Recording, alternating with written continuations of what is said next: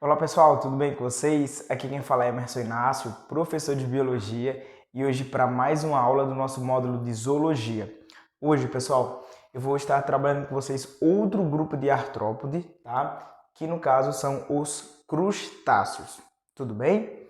Bom, pessoal, primeira informação que a gente precisa saber é quem são os representantes, tá? Quem são considerados crustáceos, tudo bem? Então eu coloquei aqui uma listinha para vocês, tá? Tem mais, mas eu coloquei os principais aqui, tá? Nós temos os camarões, caranguejos, siris, as lagostas, cracas, tatuzinho de jardim, certo? O crio, a conhecida popularmente como pulga d'água, né? Então, aqui nós temos os principais representantes dentro desse grupo crustáceos, tá bom? Desses representantes aqui, pessoal, eu selecionei alguns para focar, para trabalhar mais com vocês, tá? Eu vou utilizar como referência base, né, para a gente estudar um pouquinho sobre o camarão, tá? Mas eu vou mostrar para vocês daqui a pouco em outra lousa, né, diferença do siri, do caranguejo, mostrar um pouquinho sobre as cracas, tá? Sobre todo o aspecto do sistema, sistemas corporais, reprodução e aspectos ecológicos, tá? Então, essa aula, pessoal, ela vai ser mais ou menos umas 3 lousas, tudo bem? Antes de começar essa primeira, eu vou afastar aqui um pouquinho, tá? Para você já tirar o print e anotar essas informações iniciais, ok? Mas deixa um espaço aí porque tem mais coisas, tudo bem? Bom, pessoal, então, visto aqui os representantes, vamos para as características gerais, tudo bem? Primeiro eu listei aqui, ó, as características que são comuns também a outros artrópodes, né? Que inclui os crustáceos. Então, ó, são triblásticos, lembre, triblásticos, 3 folhetos embrionários, ectoderme, endoderme e mesoderme, ok? São celomados, ou seja, tem um celoma verdadeiro, tá? Protostômios, lembre que protostômio são aqueles que durante o desenvolvimento embrionário formam primeiro a boca e depois o ânus, tá? Simetria bilateral e segmentados, ou seja, são divididos em segmentos. Porém, lembre-se lá da aula de introdução aos artrópodes, né? Eles são segmentados, pessoal, mas os segmentos eles vão se unir para formar o que nós chamamos de tagmas, tá? Então, tagmas é a união de vários segmentos. Diferente dos anelídeos, por exemplo, né? Que eles são só os segmentos, não tem essa união. Então, pessoal, esse grupo crustáceos vai ser dividido em 2 tagmas, tá? O primeiro é o cefalotórax, que a gente vai ver daqui a pouco, e o segundo é o abdômen. Então, tanto o cefalotórax quanto o abdômen são a união de vários segmentos. Daqui a pouco a gente vai dar uma olhadinha, beleza? Outra coisa importante, pessoal, é o exoesqueleto quintinoso, ou seja, com presença de quitina, tá? Que também é comum a outros artrópodes. Porém, pessoal, alguns representantes de crustáceos, além dessa substância quintinosa, vai ter também substâncias calcárias, ou seja, por isso que os crustáceos, né, a grande maioria, eles vão ter uma carapaça bem rígida, né? Quando você vê, por exemplo, o caranguejo, o siri, eles têm uma carapaça bem rígida. Daqui a pouco a gente vai fazer essa análise, tudo bem? Bom, o habitat, onde é que eu encontro nesses crustáceos? Bom, basicamente em vários habitats, né? Você tem representantes marinhos, você tem representantes do ciclo, ou seja, de água doce, você tem representantes terrestres, né? Terrestres, por exemplo, você tem um tatuzinho de jardim, ok? Bom, eu escolhi aqui para trabalhar com vocês nessa primeira lousa, né? O camarão, ok? Em uma segunda lousa, daqui a pouco, eu vou mostrar outros representantes, tá? Pessoal, aqui popularmente, quando a gente trabalha crustáceos, a gente diz que crustáceos têm 5 pares de pernas, tudo bem? Se você for parar para analisar aqui, no camarão, o camarão, primeiro, é dividido em cefalotórax, né? Que é, no caso, esse primeiro tagma, e esse grande segundo tagma aqui que a gente vai chamar de abdômen, tudo bem? Nesse primeiro tagma, pessoal, que é o cefalotórax, aqui não está perceptível, né? Mas o cefalotórax aqui no camarão, ele vai ser formado por 13 segmentos. Então, 13 segmentos se fundiram para formar esse grande tagma, que a gente chama de cefalotórax. Tudo bem? Para quem não lembra, né, da aula de introdução, cefalotórax é a união da cabeça mais o tórax. Tudo bem? Bom, pessoal, então nessa região do cefalotórax você vai encontrar 5 pares de pernas. Essas pernas torácicas, né, elas vão ser chamadas de pereópodes, tá? Então você vai ter 5 aqui desse lado, mais 5 do outro lado, tá? E você vai ter também, nessa região abdominal, mais 5 pares de pernas que a gente vai chamar de pleópodes, tá? Logicamente que você vai ter funções diferentes para cada grupo de pernas aqui, ok? Mas o que eu quero que você se atente é o seguinte: geralmente quando a gente trabalha a aula de introdução aos artrópodes, né?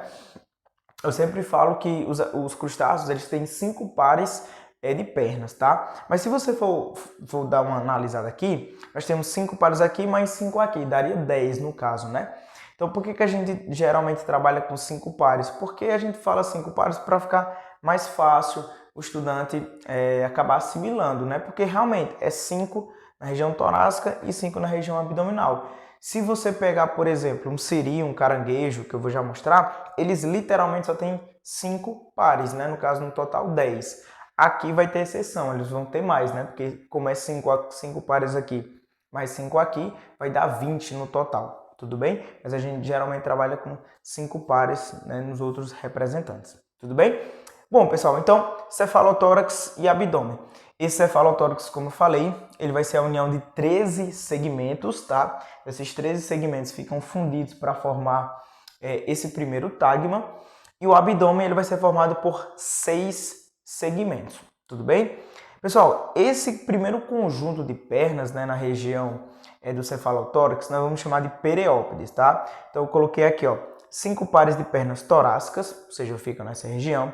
A função dessas pernas é para locomoção, né? Auxilia aí no movimento desse indivíduo, ok?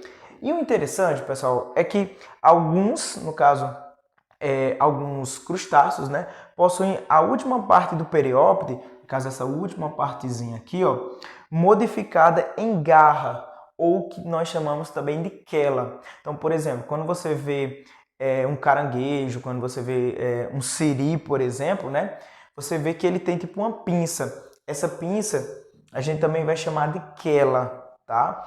E no caso, essa pinça ela serve para defesa, ele vai se defender, alimentação, né, pegar ali algum alimento, né? Então, em alguns crustáceos nós temos essa última garrinha modificada, né? Essa última perna, né, modificada em garra. No caso dos camarões não tem, né, essa modificação, mas no caso do siri e do caranguejo a gente vai ver que tem. Tudo bem?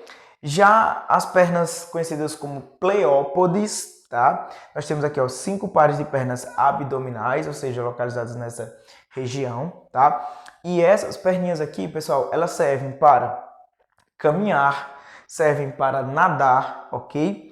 E segurar óvulos da fêmea, né? Daqui a pouco a gente vai ver a reprodução, né? E essas perninhas elas servem para segurar os óvulos, tá? Daqui a pouco a gente vai ver esses aspectos reprodutivos, tudo bem? Pessoal, em relação ao abdômen, perceba que o primeiro, o segundo, o terceiro, o quarto e o quinto terão, né, respectivamente, cada um par de pernas. O sexto não terá. O sexto, pessoal, terá essas duas regiões aqui, tá? Em preto. É o que nós chamamos de urópodes. Esses urópodes, eles são utilizados, né, para nadar, né, auxiliar aí no processo de nadar, ok? E nós temos essa região aqui que é chamada de telson. Tudo bem? Bom, pessoal, outras coisas que a gente pode observar aqui no camarão, tá? Nessa região aqui do cefalotórax, né, que é a união da cabeça e o tórax, nós encontramos algumas estruturas sensoriais e algumas estruturas que vão estar relacionadas à alimentação, tá? Aqui, pessoal, eu coloquei 3 estruturas importantes, tá? Esses animais, eles vão ter uma mandíbula. Essa mandíbula, ela serve para mastigar e triturar o alimento, tá?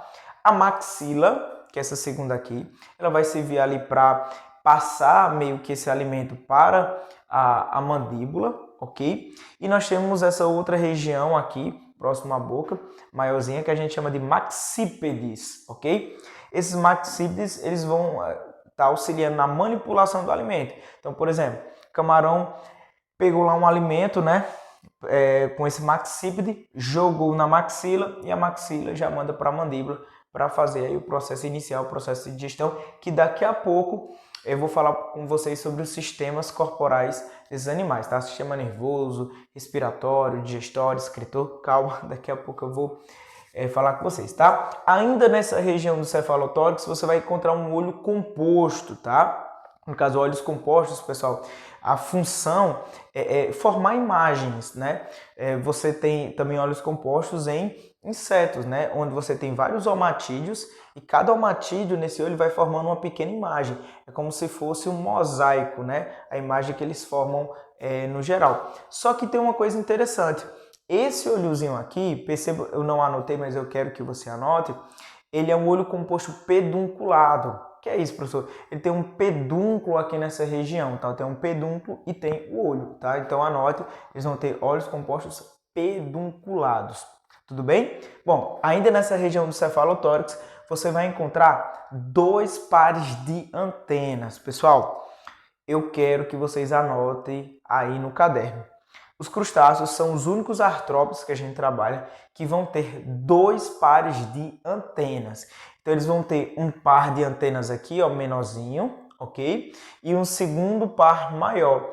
Esse segundo par de antenas, pessoal, que ele é maiorzão, ele vai ter uma função sensorial. Então, esse segundo par aqui do camarão, por exemplo, vai funcionar para o equilíbrio, para o tato, para o paladar, né? Então, ele utiliza, né, essa antena, ok? Para auxiliar nessa função sensorial. Tudo bem, pessoal? Pessoal, outra característica bem interessante em relação aos crustáceos é um mecanismo de defesa conhecido como autotomia. Então, por exemplo, um predador vem pegar determinado crustáceo, ele faz um processo de autoamputação. Ele perde, né, uma parte aí do seu corpo para fugir desse predador. Então, isso é considerado um mecanismo de defesa que a gente encontra em alguns crustáceos. Pessoal, dando continuidade à nossa aula, vou falar um pouquinho com vocês agora sobre a diferença, certo, do caranguejo e do siri. Eu sei que eles são muito parecidos, né? Quando você olha assim, é bem complicado para diferenciar, mas eu vou pontuar algumas características, ok? Que você vai ter um pouquinho de diferenciação, tudo bem? Vamos lá. Assim como os camarões, caranguejo e siri também são divididos em cefalotórax e abdômen, tá? Essa regiãozinha aqui maior é o cefalotórax e aqui é o abdômen, tá? Mesmo jeito, cefalotórax e o abdômen, ok? Percebam que esse primeiro par, né, de perninhas aqui são modificadas em pinças, em quelas, né? Como você pode ver tanto no caranguejo quanto no siri. Lembra que eu falei para vocês que o pereópode, né? Lá no finalzinho ele pode ser modificado, no caso, em quelas, em pinças, que você vai encontrar nesses 2 representantes, tudo bem? Essas estruturas aqui, pinças, vão auxiliar na defesa, vão auxiliar na captura ali do alimento, na manipulação do alimento, tá? Bom, pessoal, quais são as principais características que você vai diferenciar um caranguejo de um siri? Pessoal, olha para o cefalotórax. No caranguejo, pessoal, esse cefalotórax, ele vai ser quadrado, né? Ele pode ser quadrado, ele pode ser trapezoide ou ele pode ser mais arredondado, tudo bem? No siri, perceba que o cefalotórax, ele tem uma margem dentada, então eu vou ter tipo, umas estruturazinhas parecidas, né, com dentes nessa região aqui do cefalotórax, coisa que no caranguejo você não vai encontrar, tudo bem? Outra característica que diferencia, o último par de pernas. Pessoal, no siri, esse último par de pernas, que eu vou até aqui pegar uma caneta, né, para diferenciar, esse último par de pernas aqui, pessoal, ela é transformada em remos, ou seja, que são estruturas utilizadas para nadar. Então, esse último par aqui, ó, como mencionei para vocês, vai ser modificado em remos no siri, tudo bem? Já no caranguejo, o último par de pernas não vai formar o remo, ó, perceba que não forma o remo. Então, nós temos aí 2 características que visualmente dá para você diferenciar, né? A estrutura do cefalotórax, tá?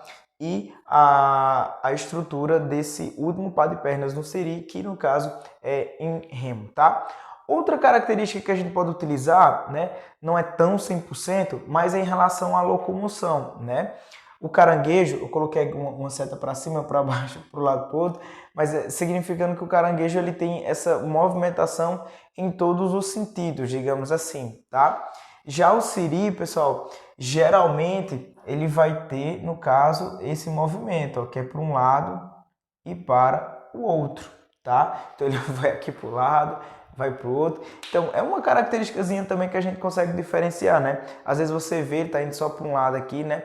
Possivelmente pode ser um siri, tá? Lógico que tem algumas exceções, já algumas adaptações do caranguejo que ele também pode fazer esse movimento. Tudo bem? Bom, pessoal, outro crustáceo também bem interessante, né, que poucos estudantes estudam, né, são as cracas, né? A craca, pessoal, dentre os crustáceos, é um organismo séssil, é um animal séssil, ou seja, ele geralmente está associado a superfícies rochosas. E olha que interessante, quando as embarcações, né, estão navegando, já houve casos, né, dessas cracas elas ficarem presas, fixas ali embaixo nas embarcações. E aí essas cracas elas fazem um processo de deteriorização, né, das embarcações, onde pode levar realmente a embarcação a começar a entrar água, né, e gerar um grande prejuízo aí para as embarcações, tá? O formatozinho, né, eles ficam aglomerados, mais um formato, parece entre aspas, um vulcãozinho, né? Então aqui são as cracas. Tudo bem, pessoal?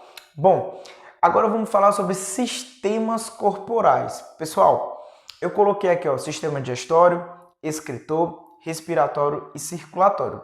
Na próxima lousa, que é a terceira e última lousa, vai ter o sistema nervoso, tá? E sensorial, os aspectos ecológicos e a reprodução, tudo bem? Então vamos lá. Esses sistemas corporais aqui, pessoal, eles servem para os crustáceos, né? Todos os crustáceos que eu falei para vocês, tá? Então isso aqui é comum, né, ao grupo dos crustáceos, tudo bem? Primeiro, sistema digestório. Sistema digestório, pessoal, é completo, então tem boca e ânus, por isso que eles são classificados como protostomes, né? Porque eles formam primeiro a boca no desenvolvimento embrionário, depois o ânus, tudo bem? Eu destaquei aqui alguns pontos importantes do sistema digestório para você entender de forma geral, tá? Eles possuem um estômago, pessoal, e esse estômago ele tem algumas porções, tá? E essa primeira porçãozinha aqui do estômago é chamado de moinho gástrico, tá? E esse moinho gástrico, pessoal, ele faz meio que um trabalho mecânico, ele faz um trabalho de trituração do alimento, tudo bem? Esse alimento previamente triturado, né? Ele vai para essa região do intestino. E aqui, pessoal, antes você vai encontrar uma estrutura chamada de hepatopâncreas. Esse hepatopâncreas, pessoal, é uma estrutura que produz enzimas digestivas, tá? Enzimas que vão ajudar aí a fazer a quebra desse alimento, tudo bem? Então esse hepatopâncreas libera, né, essas enzimas digestivas nessa região, que é a região do intestino. Então lá na região do intestino, pessoal, nós vamos ter um processo de digestão química, ou seja, as enzimas que foram liberadas pelo hepatopâncreas vão para essa região do intestino e fazem lá o processo de quebra do alimento, tá? Aí vai ter a absorção também nessa região e o que não foi absorvido, pessoal, vai para essa região final que é o ânus. Então o ânus vai ser relacionado à eliminação desse material que não foi absorvido, tudo bem? Detalhe importantíssimo você lembrar, pessoal, os crustáceos têm uma digestão extracelular, cuidado, não é intracelular, é extracelular, ou seja, é em uma estrutura especializada fora de células, tá? Digestão extracelular. Bom, em relação ao tipo de alimentação que esses crustáceos vão ter, como vocês viram, né, eu tenho vários representantes, então, logicamente que em relação aos hábitos alimentares também vai ser bem diverso. Então, eu tenho crustáceos que são filtradores, eu tenho crustáceos herbívoros, né, tenho crustáceos carnívoros, tenho crustáceos detritívoros, dentre outros, né? É tanto que daqui a pouco eu vou falar sobre os aspectos ecológicos e vou falar a importância desses crustáceos lá na cadeia alimentar, tudo bem? Fica ligado daqui a pouco. Bom, então, sistema digestório ok. Segundo, o sistema excretor. Pessoal, cuidado para não confundir com o sistema excretor de outros artrópodes, tá?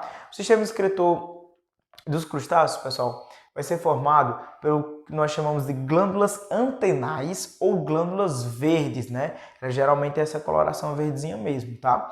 Então, eu vou ter um par de glândulas verdes ou glândulas antenais aqui na região da cabeça do crustáceo, tá? Eu coloquei aqui em vermelho como se fosse aquela primeira partezinha, a cabeça ali do camarão, por exemplo, né? E aqui, pessoal, você encontra essa estruturazinha que é chamada de glândulas antenais, né? Ou glândulas verdes. A função dessas glândulas, pessoal, é filtrar a hemolinfa, né, que é o líquido aí que circunda o corpo desse animal, tudo bem? E eu quero que você anote aí no seu caderno, pessoal, que esse sistema excretor ele vai remover dois tipos de excretas nitrogenadas, que serão a ureia e a amônia. Então, ureia e amônia serão as excretas que serão removidas por essas glândulas verdes, também chamadas de glândulas antenais, tudo bem? Pessoal, eu dei uma ampliada aqui para você dar uma olhada melhor, né, nessa questão do sistema excretor, tá? Aqui, pessoal, nós temos um poro excretor. Esse poro excretor é justamente que vai ficar aqui nessa região próxima da cabeça, que vai estar eliminando essas excretas, né, amônia, ureia, tudo bem? Aqui mais para dentro nós temos a bexiga excretora. Quando ela enche, né, ela vai só soltando para o poro excretor. Então, por exemplo, ela vai enchendo aqui com as excretas, né? Ó, ela vai enchendo, aí depois solta por esse poro e vai saindo aqui para fora do corpo do animal, tá? Bexiga excretora. Nós temos aqui a estrutura de túbulos, né? Medulares. Nós temos aqui o corte da glandular, ok? E nós temos o saco terminal. São só algumas partes, né? Estruturas dessa glândula antenal. O que é mais importante você lembrar aqui, tá? Dessa bexiga excretora, que vai estar recebendo esse material, né? Armazenando e depois eliminando pelo poro excretor. Tudo bem? Não esqueça as excretas, tá? Ureia e amônia. Tudo bem? Bom, pessoal, sistema respiratório. Pessoal, a grande maioria aí, no caso dos crustáceos, vai ter uma respiração branquial, tá? Essas brânquias, pessoal, elas são ricas em vasos capilares. Eu coloquei aqui também uma representação aí na região da cabeça e coloquei essas estruturazinhas em azul para lembrar você dessa estrutura branquial, tá? Eu coloquei aqui uma sequência para você entender como é que ocorre o transporte, no caso de gases, por essas brânquias, tá? Então, por exemplo, nós temos aqui a água, né? Lembre-se, tem oxigênio dissolvido na água, ok? Esse oxigênio, pessoal, quando ele entra, ele passa por essa brânquia, tá? Pelas brânquias e vai direto para a hemolinfa dos capilares, tudo bem? Então é dessa forma que o oxigênio faz esse transporte até chegar na hemolinfa, onde lá no sistema respiratório eu vou ter pigmentos aqui, tá? Para fazer o transporte desse CO2. Agora você deve se perguntar assim, professor, tudo bem, o oxigênio que estava na água, dissolvido na água, né? Entrou pela brânquia e foi lá para a hemolinfa, beleza. E como é que esses crustáceos vão eliminar o CO2? Pessoal, é basicamente da mesma forma, só que é o sentido contrário. Então imagine que o CO2 está lá na hemolinfa dos capilares, né? Esse CO2 ele vai ser jogado para as brânquias e das brânquias vai ser eliminado para fora, né? Ele vai eliminar esse CO2. Então, O2 e CO2 é o mesmo percurso, só que em sentidos diferentes, basicamente. Tudo bem? Pessoal, vamos lá. Sistema circulatório. Pessoal, o sistema circulatório ele é aberto ou também chamado de lacunar. Esse termo aberto, né? Sistema circulatório aberto serve para todos os artrópodes, né? Onde o sangue, né, a hemolinfa de forma geral, ela não fica só dentro de vasos, né? Ela pode extravasar em cavidades chamadas de hemocélulas. Por isso que a gente fala de aberto ou lacunar. Tudo bem? Bom, pessoal, o sistema circulatório dos crustáceos, a hemolinfa, né, que é, no caso, o líquido que circunda o corpo desses animais, essa hemolinfa, o que é que vai ter nela? O que é que ela vai transportar? Ela vai transportar nutrientes, tá? vai transportar excretas, como eu falei, principalmente aqui, ó, a ureia e a amônia, tá? E também pigmentos respiratórios como a hemocianina. Professor, eu lembro de hemoglobina, qual é a diferença, né? Hemocianina, pessoal, é um pigmento também respiratório e a função da hemocianina é transportar o oxigênio. Só que a hemocianina, pessoal, ela tem um grupo cobre, tá? E quando oxidado, ela tem uma característica meio azulada. Então, ela pode dar uma característica azulada à questão da hemolinfa, tá? Hemocianina que você também pode encontrar em outros animais. Tudo bem? Então, essa hemocianina é o pigmento respiratório que vai ser responsável por pegar esse O2, né, que veio lá da água, passou pelas brânquias e foi para a hemolinfa. Então, essa hemocianina pega o oxigênio para fazer o transporte desse oxigênio, tá? Lembrando que o sistema circulatório dos crustáceos, pessoal, também conta com um coração, né? O coração que vai estar aí bombeando esse sangue nessa hemolinfa, né? E para finalizar a aula de hoje, vou falar um pouquinho com vocês a respeito do sistema nervoso dos crustáceos, tá? Falarei também um pouquinho sobre os aspectos ecológicos, ok? E falarei também em relação aos aspectos reprodutivos, tudo bem? Bom, pessoal, para finalizar aquela parte de sistemas corporais, né? Nós temos aqui o sistema nervoso, ok? O sistema nervoso dos crustáceos, pessoal, ele vai ser formado por um gânglio cerebral, tá? Esse gânglio cerebral, o cerebroide, né? Vai ficar aqui na região da cabeça, tá? Então imagina que aqui é a cabeça de um crustáceo, ok? Então ele vai ter esse gânglio um pouco maior, né? Gânglio cerebral. E aqui embaixo, pessoal, nós vamos ter gânglios ventrais, né? Vai ter um cordão nervoso formado por vários gânglios ventrais. Tudo bem? Bom, uma estrutura, né, um órgão sensorial dos crustáceos muito interessante é o que nós chamamos de estatólitos, tá? Então imagina aqui a situação, ó. Eu tenho essa estruturazinha, tá? Aqui eu vou chamar de nervo sensitivo, ok? Células epiteliais sensoriais, cerdas sensoriais e estatólitos, essas bolinhas que vocês estão vendo aqui em vermelho, tá? Pessoal, esses estatólitos, eles vão dar um sentido de posicionamento para esse animal. Então, por exemplo, se essas bolinhas estão voltadas, no caso aqui, para baixo, né? Esse animal, possivelmente, ele está parado. Então, se ele começar a se movimentar, essas bolinhas, né? Esses estatólitos, eles também começam a se mover. Então, esses estatólitos, pessoal, eles vão mandar uma informação, né, para o gânglio cerebral, meio que dizendo, né, entre aspas, que está havendo aí um certo deslocamento. Então, resumindo aqui os estatólitos, a gente fala que está relacionado ao posicionamento, né? Se ele for para o lado, essas bolinhas vão para o lado e assim sucessivamente, tá? Então, sistema nervoso e uma estrutura sensorial, um órgão sensorial, tá? Não esqueça também que eu falei lá no início de estrutura sensorial, a antena, aquele segundo par de antenas, também está relacionado a estruturas sensoriais, né? Como, por exemplo, o paladar, o tato, tá? Sentir, no caso ali, o alimento, né? Como eu falei lá no início para vocês. Tudo bem? Então, sistemas corporais, ok. Bom, pessoal, vamos falar um pouquinho sobre cadeia alimentar. Pessoal, lembra que na cadeia alimentar nós temos aí esse P, professor, é o que? Produtor. Lembra? Produtor é aquele organismo autotrófico que produz seu próprio alimento. E nós temos os consumidores, primário, secundário, terciário, ok? Quaternário. Bom, um detalhe interessante sobre cadeia alimentar é que sempre o consumidor primário, ele se alimenta de um produtor, logicamente, e ele sempre é considerado um herbívoro, tá? Porque ele vai se alimentar aí, no caso de organismos autotróficos, né? Como plantas, algas, o próprio fitoplâncton, tá? Que está relacionado ao ecossistema aquático, tá? Então, pessoal, nós temos aqui uma comunidade no caso, num ecossistema aquático, chamada de zooplâncton. O zooplâncton é um consumidor primário porque se alimenta do fitoplâncton. Esse zooplâncton, pessoal, vai ser constituído, né, dentre esse grupo zooplâncton, nós temos os microcrustáceos.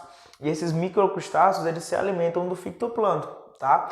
E no caso, esses microcrustáceos também eles vão servir de alimento para o consumidor secundário, né, que se alimenta também desse zooplâncton. Então é muito importante os crustáceos porque eles fazem parte da cadeia alimentar. Uma coisa bem interessante também, pessoal, são as baleias. As baleias, né, grandes, enormes, né, elas se alimentam do famoso crio, né? Elas abrem a boca, né, geralmente pegam um bocado de crio ali, ok? Então é importante você se atentar que os crustáceos, sim, são muito importantes aí para os ecossistemas, né?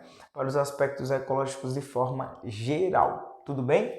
Bom, pessoal, você conhece alguém ou você mesmo tem alergia ao camarão? Você já foi comer um camarão, ficou todo vermelho, se coçando, ou então sua frequência cardíaca, sua frequência respiratória baixou? Será que já aconteceu com você? Deixa aqui nos comentários. Ou então você conhece alguma pessoa do tipo, né, que já aconteceu? Bom, por que, professor, que algumas pessoas têm alergia ao camarão? Vamos lá, pessoal. Ó, lá no camarão, nós temos aí naquela parte do músculo, né, aquela partezinha que a gente come, da carne, assim, de fato dizendo, nós temos um tipo de alérgeno, tá? Esse alérgeno é chamado de tropomiosina. Essa tropomiosina, pessoal, é uma proteína, tá?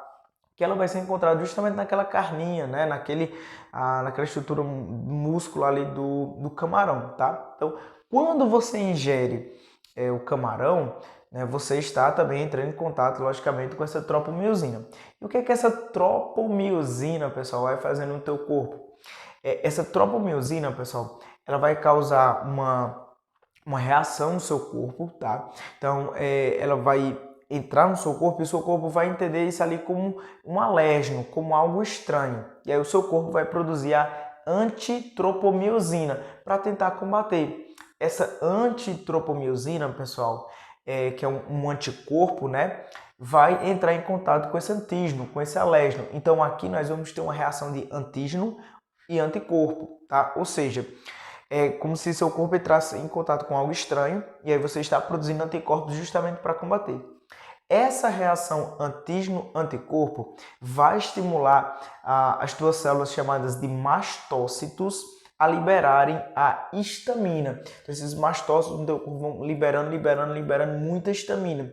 E é justamente essa histamina que vai começar a causar as alterações clássicas, né, da alergia. Então, essa histamina, pessoal, vai gerar edema, vai gerar coceira, vai gerar inchaço, tá? Em alguns casos específicos, pode até diminuir a frequência cardíaca, tá? Então, muito cuidado. Se um dia você comeu camarão e teve alguma dessas alterações que eu falei, não coma mais, porque você possivelmente tem problema, tem no caso aí alergia à tropomiosina. Beleza, pessoal? Bom, e para fechar essa mega aula de hoje, tá? Não esqueça de compartilhar, deixar o like, tá? Se tiver alguma dúvida, deixa aqui nos comentários também. Vamos falar sobre a reprodução. Pessoal, como eu falei para vocês, nós temos vários representantes. Então, assim, eu vou primeiro falar a reprodução de forma geral, tipo assim, o que é que a gente vai encontrar mais nos crustáceos, e aí alguns casos mais isolados, né, que não são tão comuns a gente ver, por exemplo, em livros de ensino médio, mas eu quero muito abordar com vocês, eu vou falar daqui a pouco, tá? Então, a grande maioria, no caso dos crustáceos, é dioica, tá? Existem espécies monóicas que eu vou já falar com vocês, tá? Então, a maioria é dioica, ou seja, sexo separado. Você tem o macho, você tem a fêmea, tudo bem? Bom, o desenvolvimento ele pode ser direto, ou seja, direto que no caso não tem forma larval, ou nós temos também um desenvolvimento indireto. No caso desse desenvolvimento indireto, você vai ter aqui a formação de larvas, tá? No caso, 3 larvas são formadas durante esse desenvolvimento. Aqui nós chamamos de náuplio, tá? Que eu vou já falar com vocês, que é a primeira, a zoea, o protozoea, tá? E a mysis, um nome esquisito, né? Então nós temos aí essas 3 larvas daqueles que têm um desenvolvimento indireto, tudo bem? Bom, a fecundação ela é externa, ou seja, geralmente ela vai ser fora, no caso do corpo desse indivíduo, tá? A grande maioria, logicamente tem alguns casos específicos, né, à parte. Bom, eu coloquei aqui esse desenho para representar, no caso aqui, o camarão, né? No processo reprodutivo, que segue basicamente esse padrão geral. Então, por exemplo, ó, eu tenho um organismo aqui do sexo masculino, feminino, tá? Esse daqui, esse macho, ele vai produzir os espermatozoides, vão ser liberados aqui na água. E lá na fêmea, pessoal, nós temos uma região chamada de receptáculo seminal. Esse receptáculo seminal vai guardar, vai pegar, né, no caso, esses espermatozoides. Lembre que essas perninhas aqui, ó, elas ajudam, né, a também captar os óvulos também na fêmea, tá? Então, nessa regiãozinha aqui, ó, que é o receptáculo, você vai ter a captação dos espermatozoides. E nessa região ali próxima, a fêmea ela também vai produzir óvulos, também vai estar liberando óvulos. A fêmea ela vai produzir, pessoal, um muco, tá? Esse muco ele vai ter a presença dos espermatozoides que foram eliminados do macho, juntamente com os óvulos da fêmea. Então ali vai ocorrer nessa região aqui uma fecundação. Então por isso que a fecundação, ó, ela vai ser externa, porque ela ocorre nessa regiãozinha aqui, ó, onde é eliminado o muco, tá? Ou seja, é fora do corpo da fêmea. Depois que ocorre ali o processo de fecundação, né, vai formar um zigoto, logicamente, e vai formar essa primeira larvazinha, que é chamada de náuplio, tá? Após algum tempo, esse náuplio vai se transformar na larva zoea ou protozoea. Após, vai dar origem a essa outra larva, chamada de mices, né? Não coloquei aqui, mas mices, que já é bem parecida, né, com um indivíduo adulto, mas ainda é uma fase larval. E aí depois nós temos a maturação e o desenvolvimento até formar um indivíduo adulto novamente, tudo bem? Então essa representação aqui que eu fiz para vocês é geralmente o geral, né, que a grande maioria, né, dos crustáceos terão esse tipo de reprodução. Porém, pessoal, eu trouxe dois casos aqui que fogem um pouquinho do padrão, tá? Primeiro são as cracas, né, que eu até desenhei para vocês, parecia um vulcãozinho, né? As cracas, pessoal, elas são monóicas, ou seja, elas, em um organismo você tem a parte masculina e feminina, né? Também conhecido como hermafrodita, tá? Porém, pessoal, aqui ó, então, monóicas, né? Fecundação, ela é externa, ou seja, fora do corpo, ok? E a autofecundação, ela é rara de acontecer. Existem pouquíssimos casos de cracas que fazem autofecundação, mas existe, tá? E nós temos os ostrácodes. Professor, o que é ostrácodes? Pessoal, ostrácodes são microcrustáceos, tá? Microcrustáceos que fazem um processo chamado de partenogênese. Não sei se você já ouviu falar. Partenogênese é quando um único indivíduo consegue gerar outro sem que ocorra o processo de fecundação. Tudo bem? Então, pessoal, pode ter autofecundação nos crustáceos? Pode. Não é a maioria, né? A pequena minoria, que são nas cracas. Pode ter partenogênese em crustáceos? Pode. Ostrácodes, né, que são mini crustáceos, pode ter também, ok? Pode ter, no caso, a fecundação normal, aquela fecundação onde você tem indivíduos dioicos, né, normal entre aspas, sim. Então você encontra vários tipos de reprodução, só que geralmente em prova de vestibular, na sua prova do colégio, ele vai estar mencionando esses primeiros aqui, tá? Porque é mais o geralzão. Aqui eu trouxe para você ter essa aula de aprofundamento. Tudo bem? Bom, pessoal, sei que a aula deve ter ficado um pouquinho extensa, né? Mas eu realmente queria falar todos esses aspectos gerais para vocês sobre o tema, tá? Você que é meu aluno, minha aluna aí, que está estudando para a prova, né? Espero que você tenha gostado, né, da aula, compartilhe. Vá lá também no meu Instagram, @profmcinácio, né? Poste lá, me marque, que eu vou repostar também, tudo bem?